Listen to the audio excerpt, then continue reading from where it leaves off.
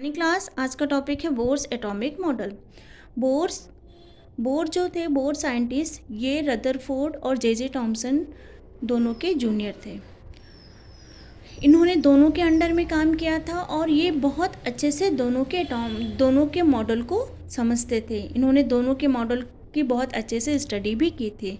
तो उनके जो ड्रॉबैक्स थे उसके बेसिस पे उन्होंने अपना एक मॉडल दिया। ठीक है, जो बोर थे उन्होंने अपना एक मॉडल दिया। बोर ने प्लैंक, आइंस्टीन और रदरफोर्ड को ऑब्जर्व करने के बाद सिंगल इलेक्ट्रॉन के लिए अपना मॉडल दिया था। इस चीज़ का आप लोग ध्यान रखिएगा। इनका ड्रॉबैक ही यही था कि ये मल्टीपल इलेक्ट्रॉनों के लिए इनका मॉडल जो था वो सुटेबल नहीं था। हुआ क्या था कि रदरफोर्ड ने यह नहीं बताया था कि जो न्यूक्लियस होता है हमारा, जैसे ये हमारा न्यूक्लियस है, न्यूक्लियस के चारों तरफ अगर इलेक्ट्रॉन किसी पर्टिकुलर शेल में रिवॉल्व कर रहे हैं तो न्यूक्लियस से इसका जो डिस्टेंस है वो कितना होना चाहिए। जैसे इस सेकेंड शेल का न्यूक्लियस से जो डिस्टेंस है वो डिस्टेंस कितने रेडियस पे होना चाहिए। रदरफोर्ड ने इसके बारे में कोई डिस्कशन नहीं किया था। ठीक है, इसका रेडियस कितना होना चाहिए, जो इलेक्ट्रॉन मूव कर रहा है उसकी वेलोसिटी कितनी होनी चाहिए, और जो इलेक्ट्रॉन मूव कर रहा है उसकी पर्टिकुलर एनर्जी कितनी होनी चाहिए। ठीक है, अगर हम मैक्सवेल की थ्योरी पढ़ें तो मैक्सवेल के अकॉर्डिंग जब एक इलेक्ट्रॉन या चार्ज पार्टिकल लगातार मूव करता है, लगातार एक्सेलरेट करता है, तो वह एनर्जी क्या करता है, लूज़ करता है। और एक टाइम बाद वह क्या करेगा, जब लगातार वो एनर्जी, जैसे ये न्यूक्लियस है और कोई इलेक्ट्रॉन लगातार मूव करता जाएगा और एनर्जी लूज़ करता जाएगा, तो एक टाइम आएगा वो न्यूक्लियस में क्या हो जाएगा, जंप कर जाएगा, गिर जाएगा। तो यही सब स्टडी वो नहीं कर पाए थे। तो पहला तो ये था कि वो इलेक्ट्रॉन लगातार मूव करेगा और एक टाइम बाद एनर्जी लूज़ करता जाएगा और न्यूक्लियस में गिर जाएगा।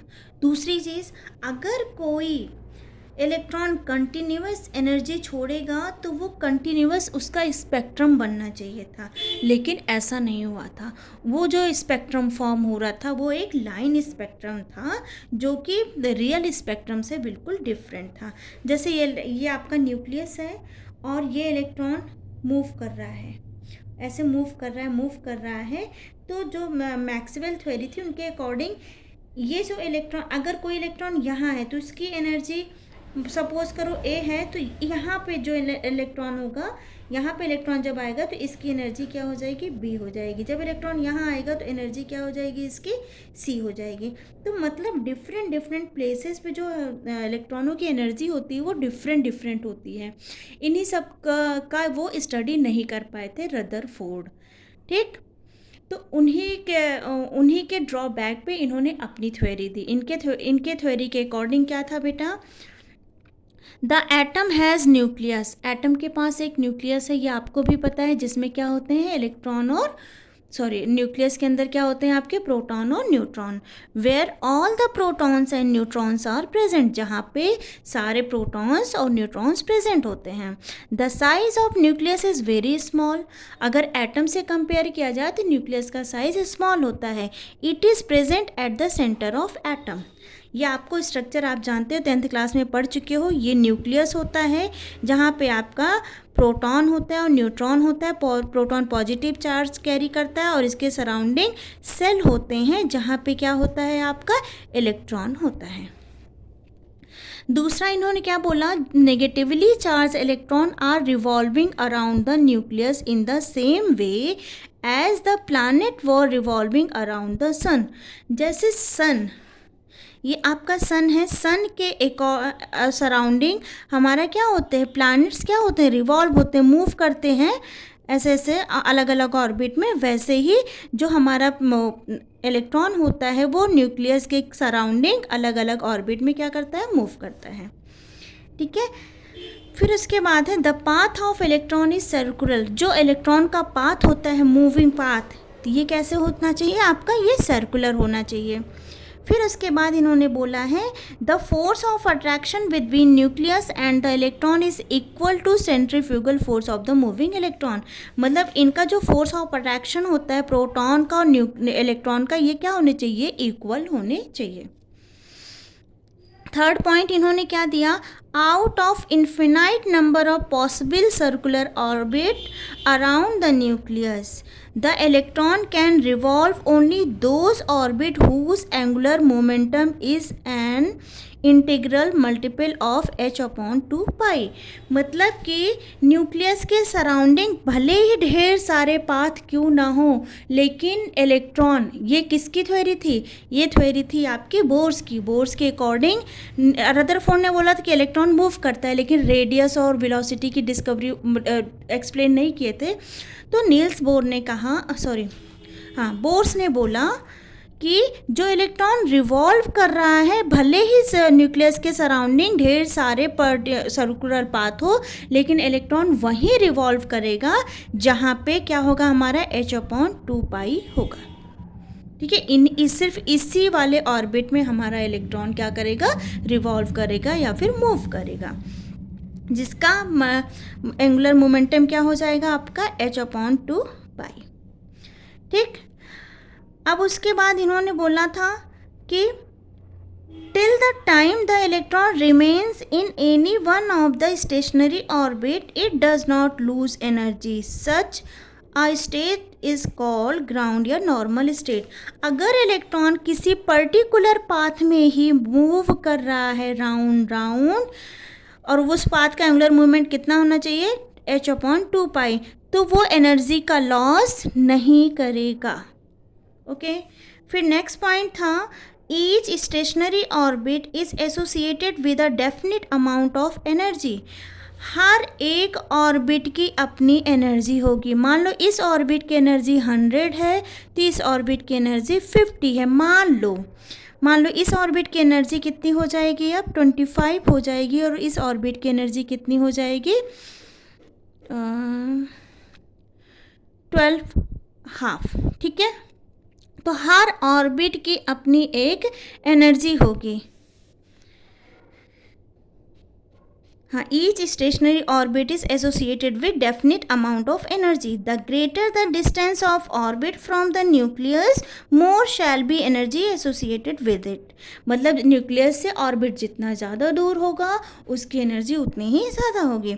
These orbits are called energy level and are numbered as 1, 2, 3, 4 या फिर KLMN। इस शेल को इन्होंने नाम दिया था KLMN, फ्रॉम न्यूक्लियस आउटवर्ड्स। अब क्या होता है बेटा, नेक्स्ट पॉइंट इनका था द इमिशन और absorption of energy in the form of radiation can only occur when electron jump from one stationary orbit to another. मतलब कि अगर न्यूक्लियस के सराउंडिंग इलेक्ट्रॉन मूव कर रहा है, तो ये एनर्जी ना तो लूज़ करेगा ना गेन करेगा। ये क्या करेगा, अगर इस ऑर्बिट से इलेक्ट्रॉन इस ऑर्बिट में जाएगा तो वो क्या करेगा, एनर्जी गेन करेगा। अगर इसको दूसरे ऑर्बिट में जाना है तो यहाँ से जाने पे ये फिर एनर्जी गेन करेगा। लेकिन अगर एनर्जी आउटर से इनर में आ रहा है तो वो एनर्जी क्या करेगा, लूज़ करेगा। ये एनर्जी क्या करेगा, लूज़ करेगा। तो अगर तो यहाँ पे क्या हो रहा है, इलेक्ट्रॉन जो है एक एनर्जी लेवल से दूसरे एनर्जी लेवल में जाने के लिए एनर्जी को एब्जॉर्व करता है और वापस आने पे वो एनर्जी का एमिशन करता है। इसी को बोलते हैं एब्जॉर्प्शन और एमिशन एनर्जी। ठीक है, तो इस बेसिस पे हम बोल सकते हैं तो total energy is equal to E, energy high minus energy low. तो हमें क्या मिल जाएगा, फोटॉन मिल जाएगा। ठीक है, फोटॉन क्या होता है बेटा, एनर्जी जो होते हैं, जो हमारे एनर्जी होते हैं वो किसके रूप में होते हैं, फोटॉन के रूप में होते हैं। ठीक, तो ये था आपका बोर्स एटॉमिक मॉडल। आपको ये डायग्राम समझ में आ रहा है। ये देखिए, ये N इज इक्वल, ये फर्स्ट शेल है, ये सेकेंड शेल है, ये न्यूक्लियस है, थर्ड, फोर्थ, फिफ्थ, सिक्स। अगर इलेक्ट्रॉन इस फर्स्ट शेल से सेकेंड में जाता है, या सेकेंड से थर्ड में जाता है, या थर्ड से वो किस में जाता है, फोर्थ में जाता है। तो वो क्या कर रहा है, एनर्जी क्या हो रही है, इलेक्ट्रॉन एक्साइट हो रहे हैं, कैसे, बाय एब्जॉर्बिंग एनर्जी।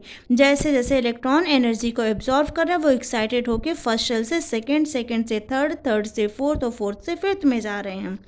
ठीक है।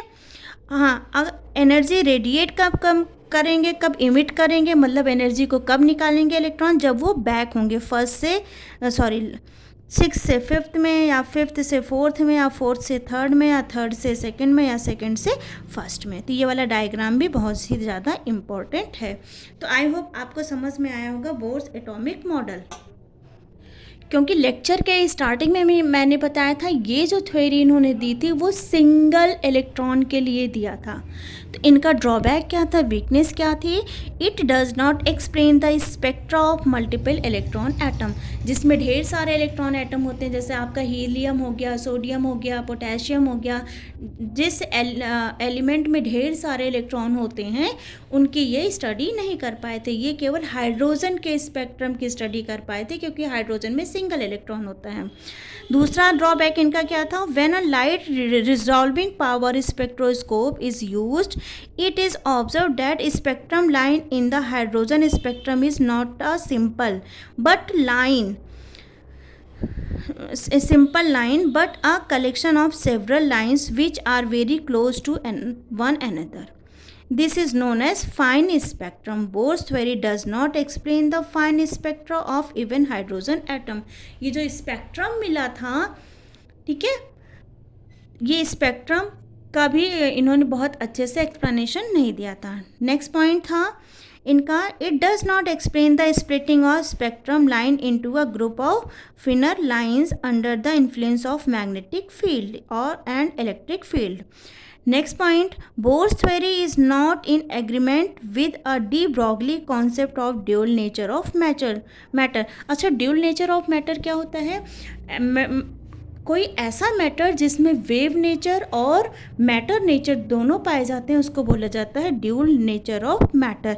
इसे किसने दिया था, डी ब्रॉगली ने दिया था, dual nature of matter.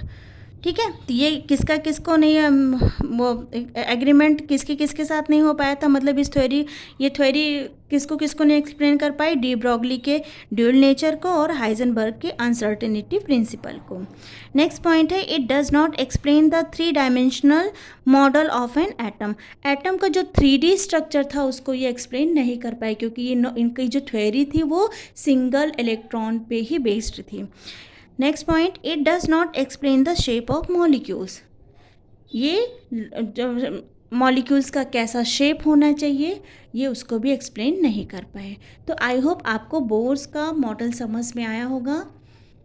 Thank you.